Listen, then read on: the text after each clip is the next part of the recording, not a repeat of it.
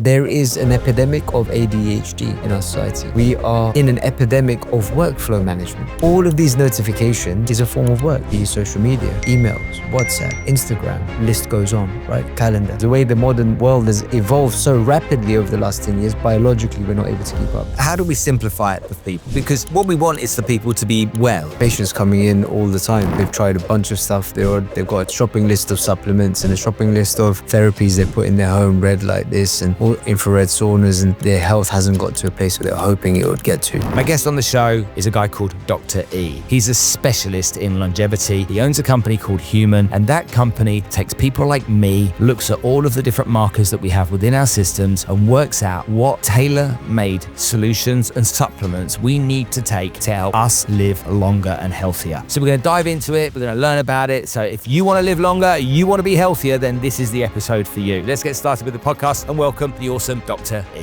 Sleep is remarkably important, and as we get older, the amount of deep sleep we get decreases. Even though we might stay in bed longer, it becomes lighter. So things that we can do to promote deep sleep through the environment: blackout blinds, not eating 2 to 3 hours before bedtime, avoiding screens. These are all small things that can promote deeper sleep. So I think that sleep is very important.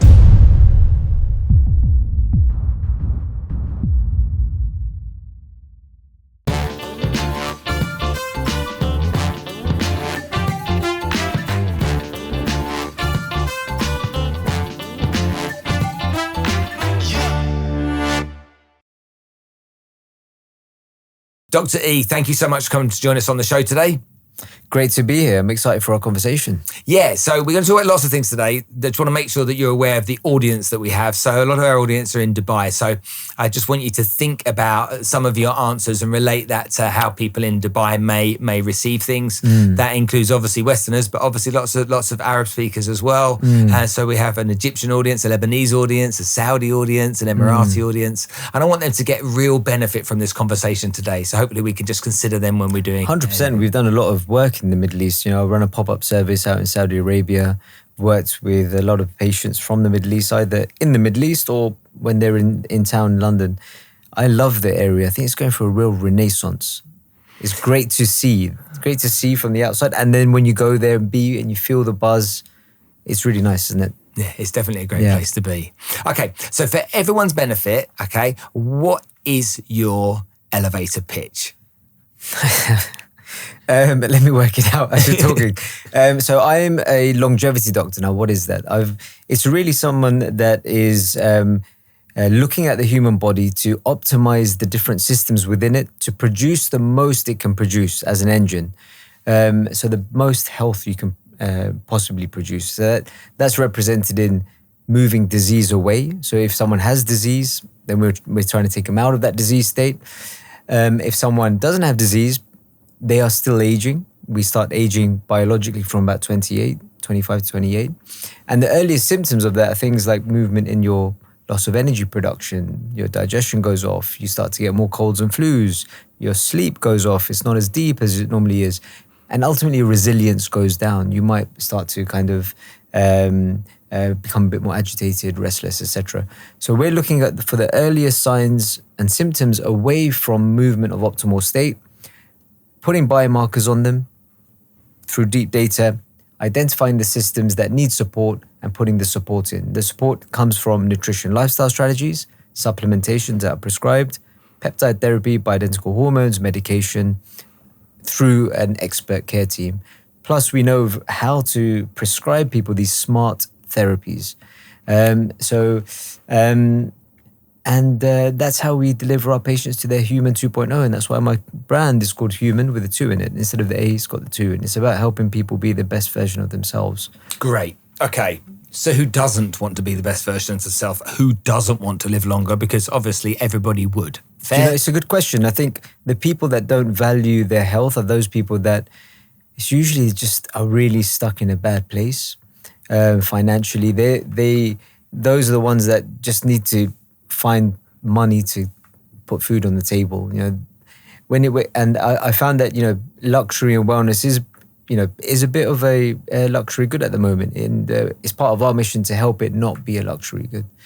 So you think that people think wellness around longevity people see as a luxury rather than a must-have. Yeah, correct. Yeah. Yeah. And when they're 80 years old on their deathbed, that was a must-have rather than luxury. Yeah, they'll look back and they'll wish that they had engaged with it now. But this wasn't an option 10, 15 years ago, right? Even less. 10 years ago, this really wasn't an option. It was, medicine was gate-kept by doctors that were trained in a certain way and had certain diagnostic criteria. And if your symptoms fit into those diagnostic criteria, there was algorithms of care, medication, surgery, referrals into different specialists that will manage your organs, not manage the system of the whole human body. I think the industrialization of healthcare started to happen when we needed to scale healthcare. And there were a lot of benefits for that. And just like Ford industrialized motor production, that's what we've done with our healthcare. We've compartmentalized managing the human body into different organs. So you have a renal specialist, a kidney specialist, a liver specialist, a gut specialist, right? And the generalist has lost touch. The general practitioner has now become someone that triages for those specialists. So we all know people that, ourselves within our family, as you get older, what happens? You actually spending more and more time in and out of hospital and doctor appointments. Why? It's because you're going to the GP in the UK, and if you're not in the UK, you're just going directly to specialists, and you go to a kidney doctor, and you go to a lung doctor. You ask the kidney doctor about your lungs, they're going to say, "Sorry, not my field." Yeah. And you go to kidney doctor, lung doctor, gut doctor, and as you get older, you're just spending more and more time bouncing between these specialists. What this type of medicine does, it really just brings it all together very nicely, where the generalist can really manage your health as a whole and utilize the specialist as required, take their input, but still understand the framework on which the human body operates as a whole. So it's really powerful. And I've been practicing this type of medicine for 10 years. I've been a GP for 15 years. And I love it. Okay, talk me through this. I want to learn what journey I would take. So I look at myself. I go to the gym every day and work out with my personal trainer. Yeah. I try and eat healthy. I try and live a healthy life. I don't drink and don't have too many bad habits. And I'd argue at 55, I'm doing okay. And if I look statistically over the course of census data over the last 20 years, 30 years, we see that people are living longer anyway. And are they? Well, the average life expectancy is going up, isn't it? It's going down in the Western world. It's going peaked. Down in the West. Yeah, that's so right. It's peaked and it's going down. It's going down. Really? Correct. Okay, I didn't know that. I believed it was going over the up. last 10 years, it started to go down. Interesting. Okay, very interesting, right? So take me on a journey. I call you up, I book an appointment, I come and see you. What's the journey I'm going to go on with you? What's the first thing that's going to happen? We're going to discover you and you're going to discover us. It's a discovery consultation. And it's one of our health experts online. We work with patients around the world. And so in that process, we're learning about what you're presenting as your symptoms and also your blind spots that you don't even recognize as symptoms. There will be things that we recognize as symptoms that you don't recognize as symptoms. It might be an energy slump during the day. It might be a bit of bloating. It might be getting recurrent colds and flus. You're getting a bit of dryness that comes up and down on your skin.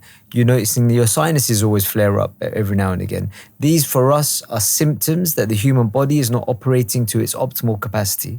And we want to understand that better. So as we understand your discovery, we're going to start to explain to you in that consultation, well, these are things that we need to look at to identify those imbalances that could be causing those symptoms. It could be things like hormonal detoxification, whether your detox pathways are working as well as they should.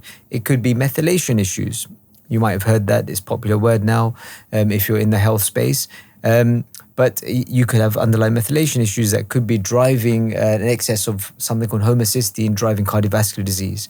And in your family, Alzheimer's, dementia, or strong genetic history of cardiovascular disease.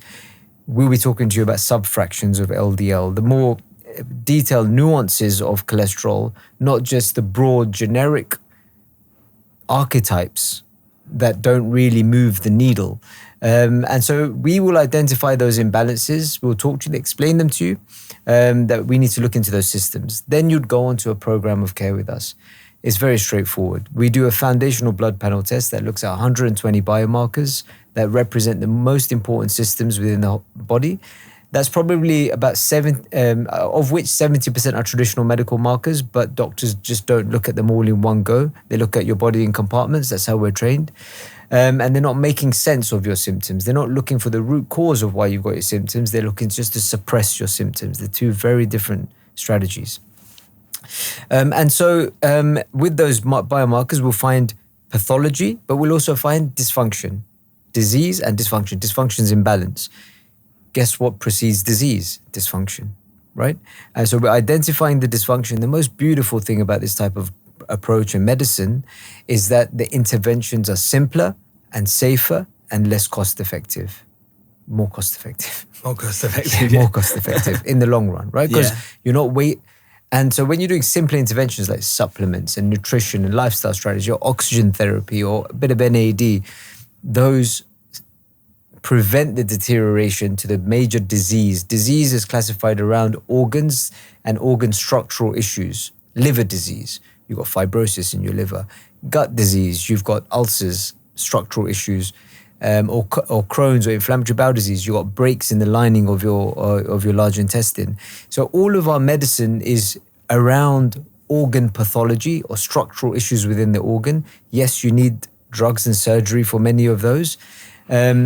But this is looking at dysfunction of your systems, which is looking at the nuances, is looking at making more sense of how the whole system connects and how it's created to operate. And we get great results. And our patients, on average, we audit our patients, get a 42% improvement within 10 weeks. Of 42% improvement on average, of their general symptoms, not just of the only symptom they're presenting with, because we're going to be asking you about symptoms across all of your body. It's called a medical symptoms questionnaire that we do, which is a validated scoring score that looks at all of your symptoms. So sleep, energy, everything, inflammation. How much does this process cost? Good question. It's just gone up. Rough money. £349 a month. A month? A month for 12 months program of care. And so 349 times 12 is what they're paying for? Correct, yeah. So 3,600, 49 times 12 is 600. So you're talking just 4,000 something quid. Yes, 4,000 quid. So if that... And gone. Hold on. So if someone's going to be spending that kind of money, okay, the outcome they're going to get is a much better understanding of their own body and tools and solutions and potential medication to help them improve the aspects of their health which are challenged. And the most important word that they get is care. It's a 12 months program of support and care. Yeah. Every month you're working with a specialist nutritionist, and every quarter you're overseen by a specialist, further trained functional medicine GP. So people that know how to treat disease, GPs, but also they've done further training in functional medicine. So that's the program of care. It involves all the experts and twice annual blood tests, including in that. Okay, I just need to link this a little bit, because I own a business that sells medical insurance. And so we work with Bupa and Allianz and Cigna, these large companies. And medical insurance is, I wouldn't say always, but can sometimes be abused by the employee because they can go to the hospital whenever they want, even if they've got a runny nose or whatever it may be. And the symptom is then treated, and the hospitals charge a lot of money. And there's always a battle between the insurance company and the hospital, because the insurance companies say, what are you doing here? You know, you're just... Was this appropriate? You know, is it? And 9 times out of 10, the belief is from the insurance companies it's not actually appropriate, and the hospitals are just laying out the charges there. But the reason I want to dive into this is because we look at our clients and we say to our clients, how can we get their medical insurance costs down?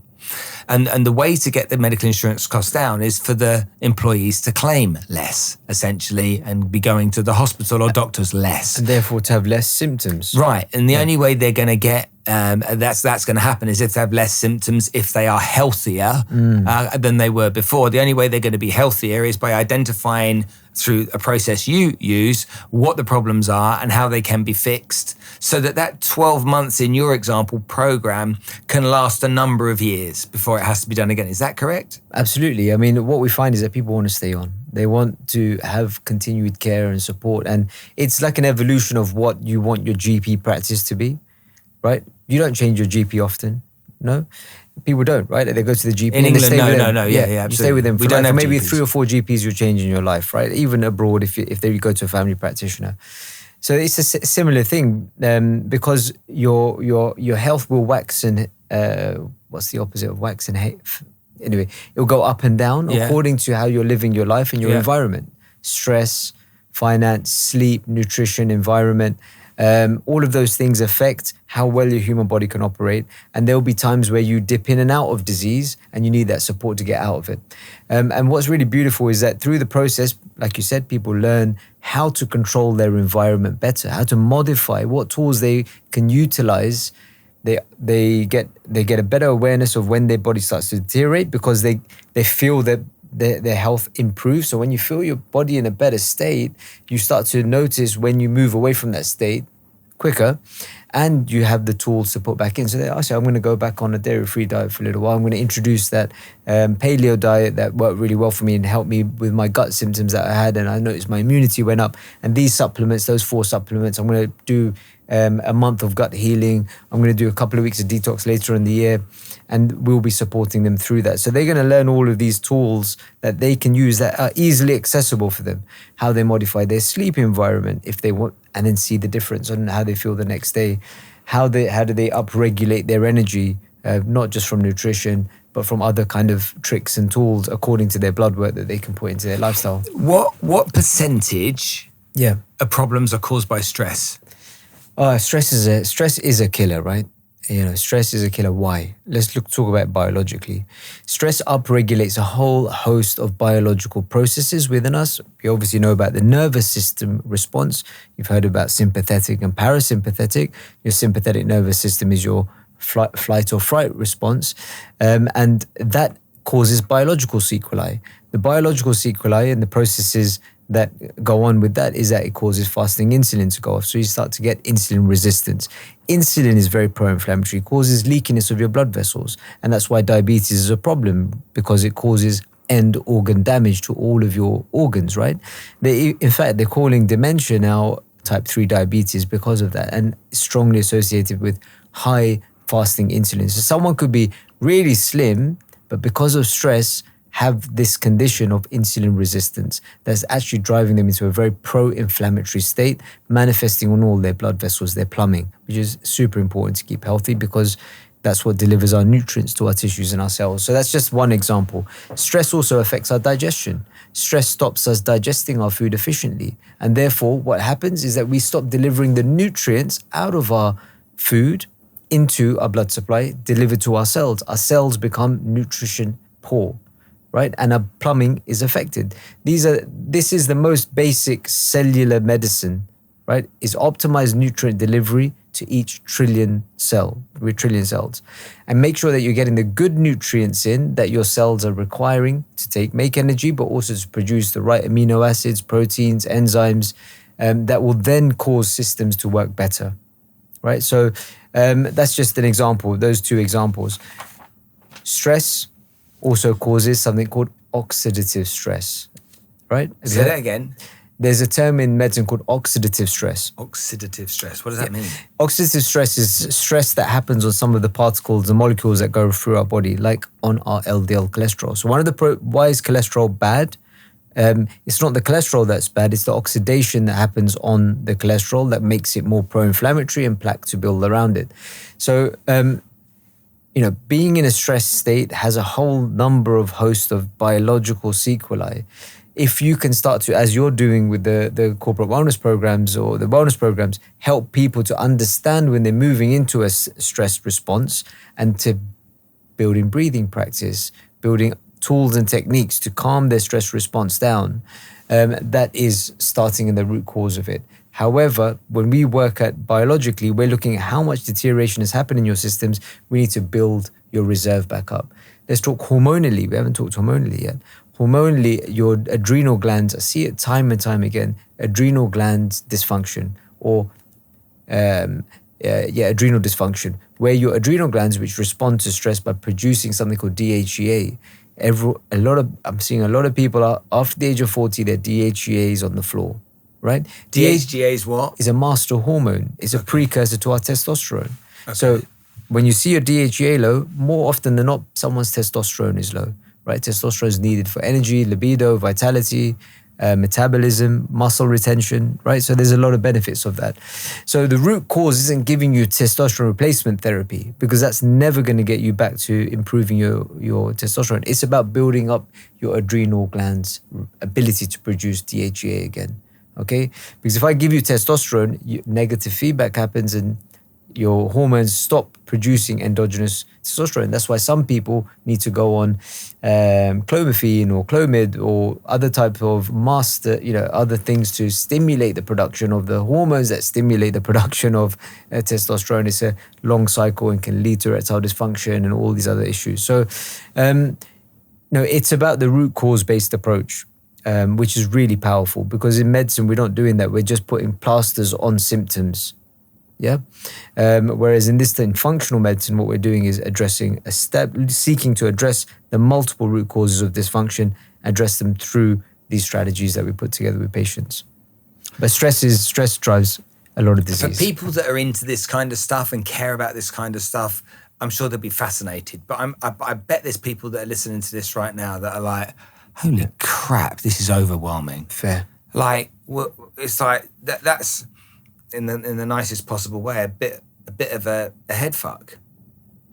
It's like when it becomes that overwhelming or that detailed, then that would lead some people to not taking the step, because to get stressed. Yeah, or to get stressed by it. Yeah. So I'm super stressed by watching this podcast. How do we simplify it for people? Because what we want is for people to be well. Absolutely. Okay. Yeah. They may not be unwell, but to be more well than they are. We want people to live longer. And the trouble is, we get so much bombarded with so much information. You've only just got to go onto Instagram and type this subject matter in, and before you know it, you're just bombarded with more and more information about it.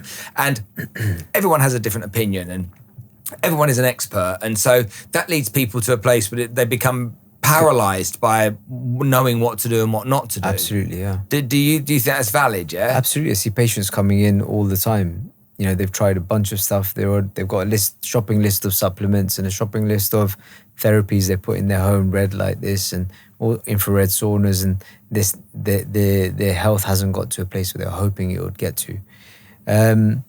So I do see it all the time, and this is I'm a doctor. We go off the data, right? So we look at the data and then we address the imbalances that we see.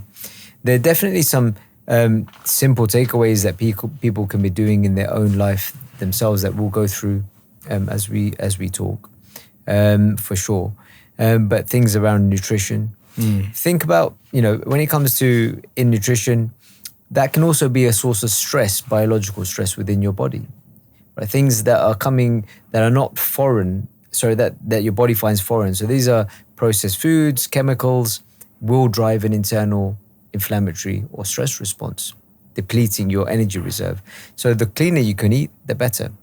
On the flip side, you need to restore your energy. So you need good nutrients there, but you also need to be sleeping well. How important is sleep? For longevity is one of the most important things. Really? Yeah. Because I've never slept more than 5 hours in my life. I think I'm one of these people that doesn't. Yeah, my mum's the same. Neither of us have ever slept long hours. Yeah, my mum's like that. And I think it's Matthew Walker wrote a good book about the archetypes of people of sleep, and he came up with 4 different archetypes. He did a study, and he said, there's 4 types of people. The vast majority of people need 6, 7, 8 hours sleep. But there's a small population, less than, I think, 1 to 2% like yourself of the population on his studies that showed that you can operate without 5-6 hours sleep, with only 5-6 hours sleep. The danger of not getting enough deep sleep, because we sleep in phases, right? The danger of not getting enough deep sleep is very important for longevity, because it's in this stage of sleep we produce our stem cells from our bone marrow. We produce natural killer cells which fight against these cancerous changes that are happening in our cells all the time. And we produce T cells from our thymus gland that regulate an immune response. So we're getting the most out of our immune system, and our regenerative capacity of the human body, ability to self-heal during our deep sleep. It's why when we're sick, we need to sleep. Okay, our body just shuts us down. We need to sleep. And so sleep is remarkably important. And as we get older, the amount of deep sleep we get decreases. Even though we might stay in bed longer, it becomes lighter.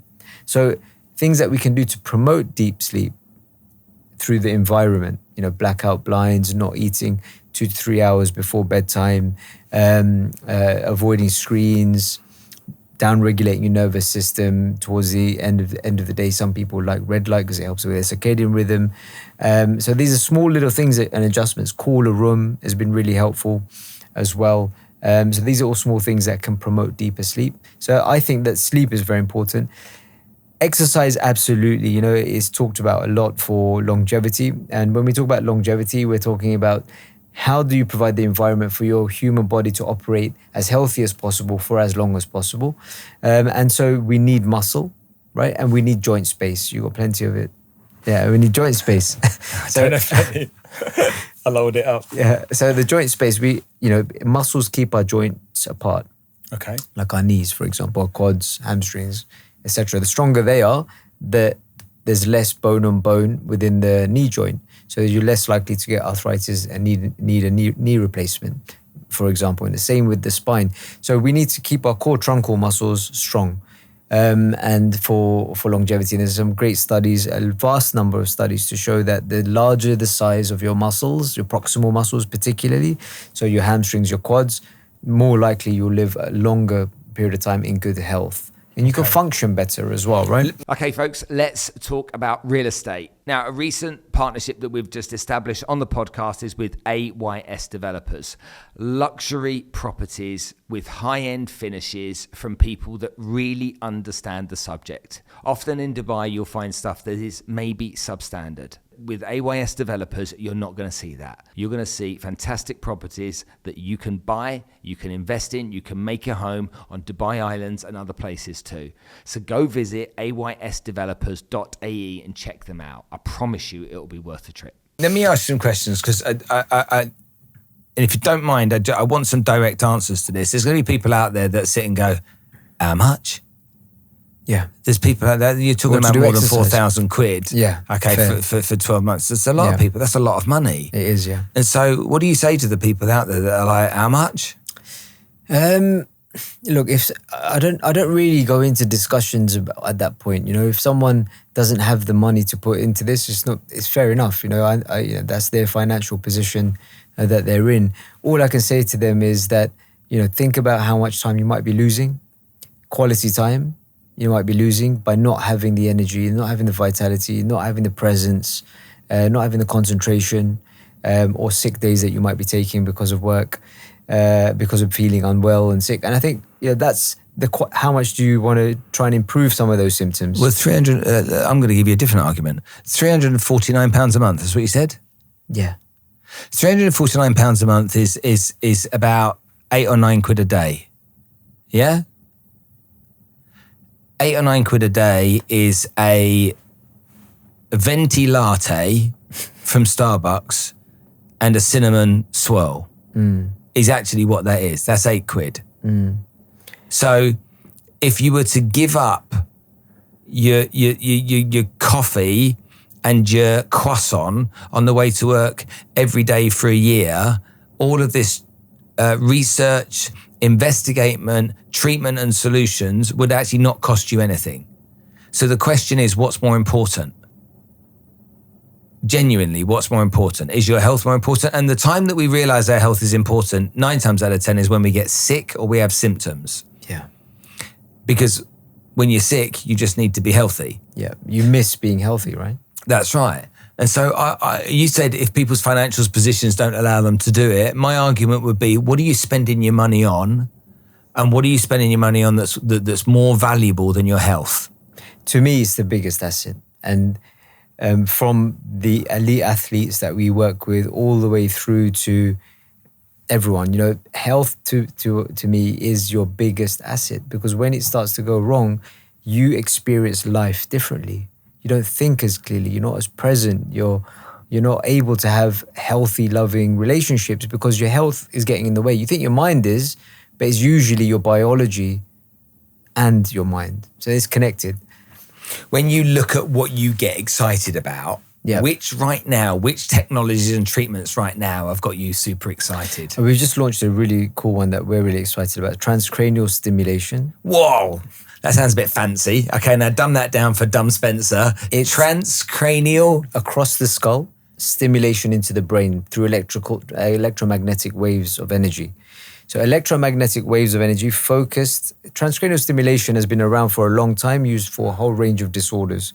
But we're using it particularly for executive function associated disorders. The area of the brain that's responsible for workflow processing is within an area, it's got a long name, right? But it's... I want the name, come on. You want the name? Yeah. Dorsolateral prefrontal cortex on the left side. So is it... Means nothing, thanks for that. Exactly. So it's how we anatomically, it's on the left side, it's towards the front of the brain, but it's responsible for how we process workflow, tasks.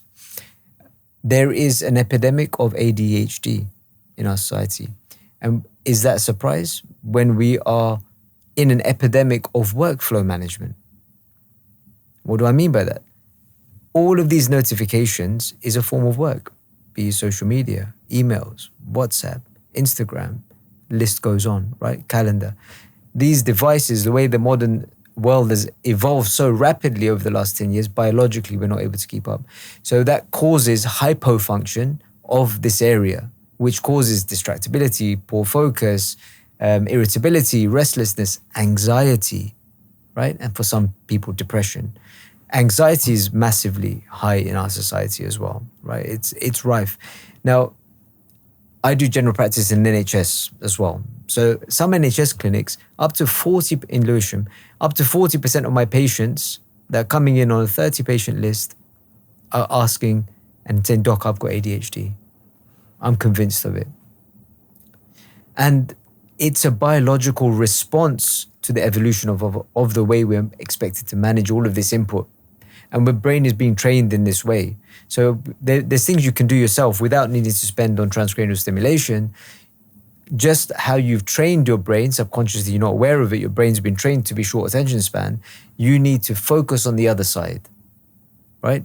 You got to practice emptying your mind. You got to sit on a park bench and practice emptying your mind. A thought comes in, empty it. Thought comes in, empty it. Let it go, let it go. And the more you do it, the better you get at it. That's mindfulness, right? Practice meditation. As you do it, you get better at it, and you will notice that your distractibility decrease, your presence increase. So what's the opposite of distractibility? ADHD, attention deficit hyperactivity disorder, is presence.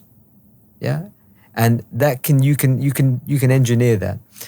So I mean, coming back to transcranial stimulation, it's stimulating this area of the brain responsible for workflow management. Yeah. And it improves electrical activity in that brain, that area, neuroplasticity, neurons connect to each other better, and people's symptoms reduce of anxiety or of distractibility, improve focus. They therefore manage their work better. Be it work. So if they manage their work better and they can manage their workflow, they can be more valuable for their employer, which means they potentially can make more money to the company or save the company more money or have an impact in the company that's better. So every company should invest in this for every employee to make them a better employee, yes?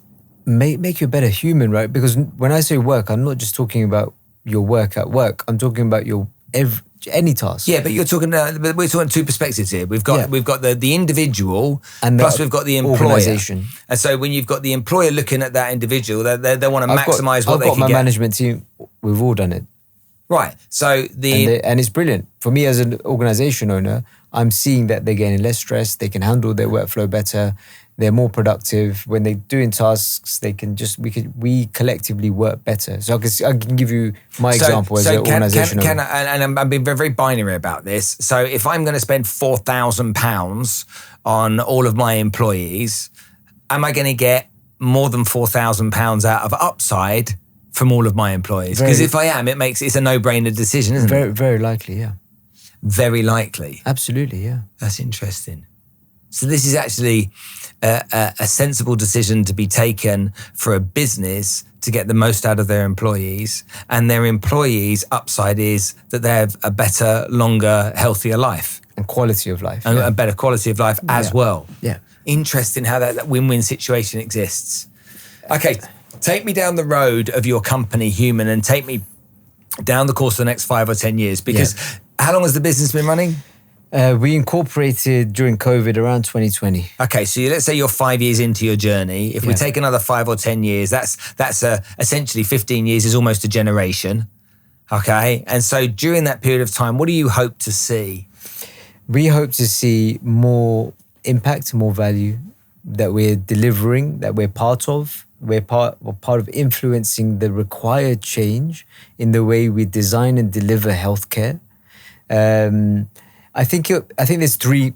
I've done 2 health management degrees and a fellowship in the NHS to drive innovation in. So I've always been interested in macro influence and how you design systems, how you can influence change, how do you make things better.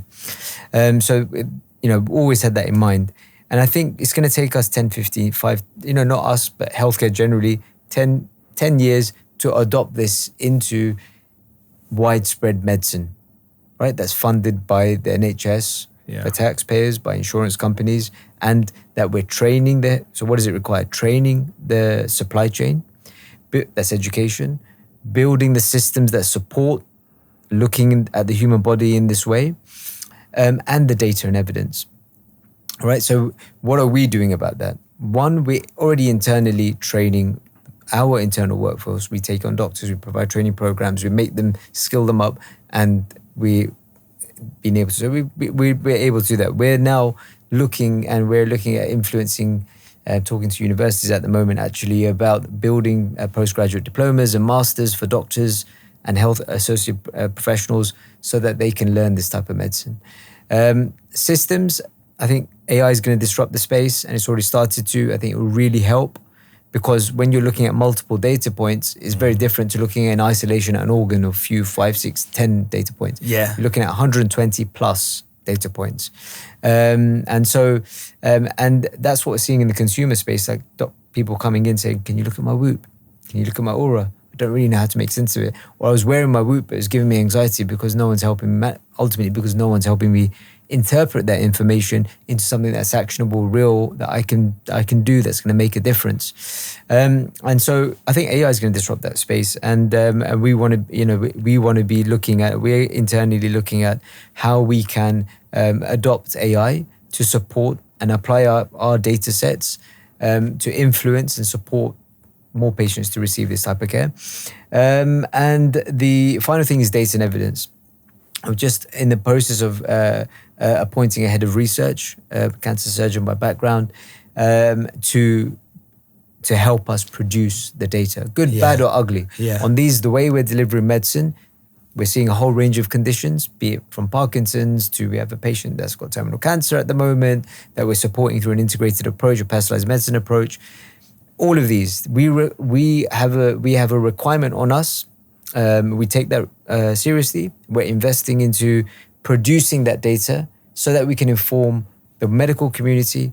This is our learnings, right? Good, bad, or ugly. Let's refine it. Let's make it better, so that they can also be inspired to grow that. So those three things are required. It's almost like the industry is outdated.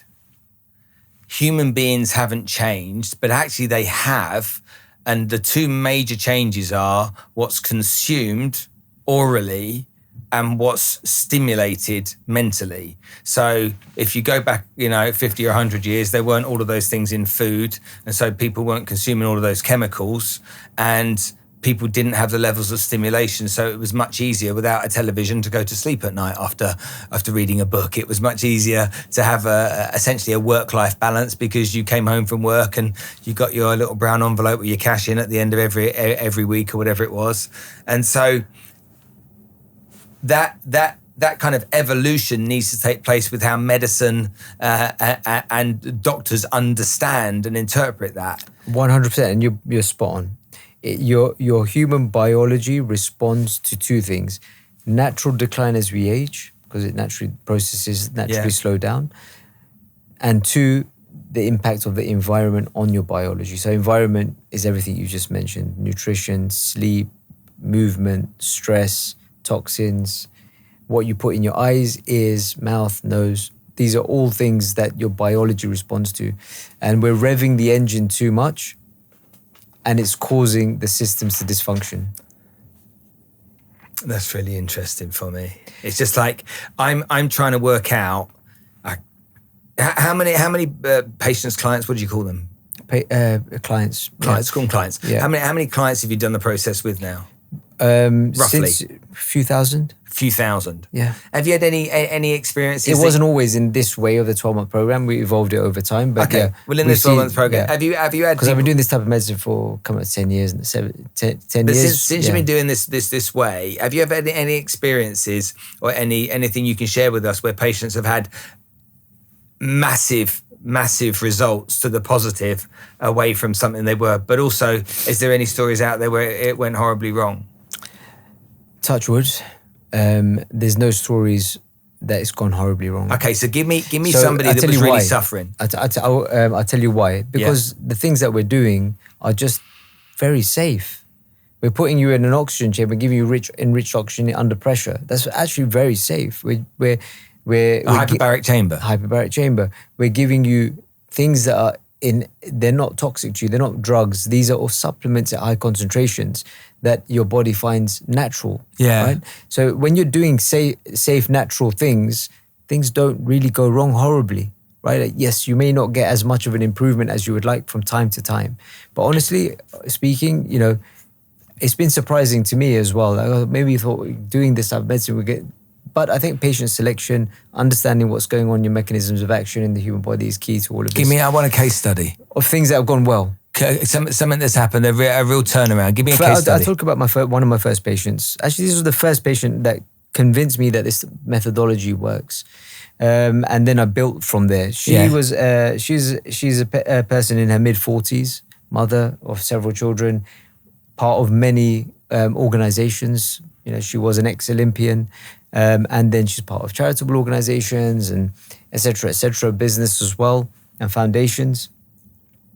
And she's been seen by the best endocrinologists, best doctors in traditional medicine. And she had this autoimmune thyroid condition, very common, Hashimoto's thyroiditis. Ah, okay, yeah. Right, very common. Associated with that, some dysfunction in her body. And we started to work in this way. At that time, using supplements, nutrition, lifestyle. Within a few months, as I'm seeing her, she's like, my energy is better, my sleep is better, her antibodies go down, her inflammation in her body goes down. And I'm just blown away. And she's like, one of the things that struck me, she's like, I have better relationship with my children. I'm more present for my children. I'm less distractible. And for me, that was like, this is it. This is why this type of medicine and approach is so important. And I continue to work with her to this day, right? Like, we're still good friends now, actually. But this is not an uncommon story. This is a common story at HUM2N, right? People come to us and they just notice their energy, their vitality, their presence, their immunity, and all the other subsystems, their digestion, their inflammation goes down, their markers improve. And it's just general improvement in quality of life usually wherever you're at in your journey, whether you're decompensated a lot, someone with Parkinson's, decompensated, multiple symptoms, multiple drugs. We just put him, we refine things, we put him on the right supplements, we put him in a bit of NAD, hyperbaric, support those dopamine production, etc., support specific pathways. Tremors go down, quality of life goes up. A famous hairdresser, and some of these you'll find testimonials on our website, on our social media, in London, came to us in mid 70s, right? Chronic back pain, scoliosis, because he's a colorist, and seen by all the best spinal surgeons, had treatments and surgeries and procedures. We said, you know what? Let's try some supplements, but also let's try putting electromagnetic waves of energy, contracting some muscles directly, building back your muscles in your posterior frame. Because what happens when you get back pain, you can't squat. You lose muscles very quickly, right? And then you're on a downward cycle. So let's build back up your hamstrings, your glutes, your quads, within a few weeks. Let's give you some energy at your cellular level, some NAD with the right B vitamins. Let's support that also with hyperoxygenating you as well, because that's going to help produce stem cells and repair mechanisms. Let's give it a 2-week process. Trial it for 2 weeks. Doc, I'm standing better and longer. I feel I'm standing more upright. I have less back pain when I'm because he still works. He loves his work. He's still there. And my quality of life is improving. Therefore, my quality of life is improving. Because when people are in pain, it's horrible because it's constantly in the back of your head. It doesn't go. Yeah, it's just there niggling away. We've all probably had episodes of pain, right? So we know that. So when you can give people moments where you can lift them out of those symptoms, it's like removing a cloud and things you can see clearly again. Oh my God, I feel so good, And they naturally want to feel that way again through supplements. They follow the nutrition plan. Maybe they'll end up getting a Aura or a Whoop. They'll look at some of these measures. We'll teach them. We'll guide them through that journey, and it's really, really rewarding. So, and that's why that audit comes in place. 42% improvement in 8 to 10 weeks through this methodology that we're doing. Some people need more advanced testing. Yes, if they have the funds, we'll go and do the more advanced epigenetics and other deeper testing as required. But it is really a care program.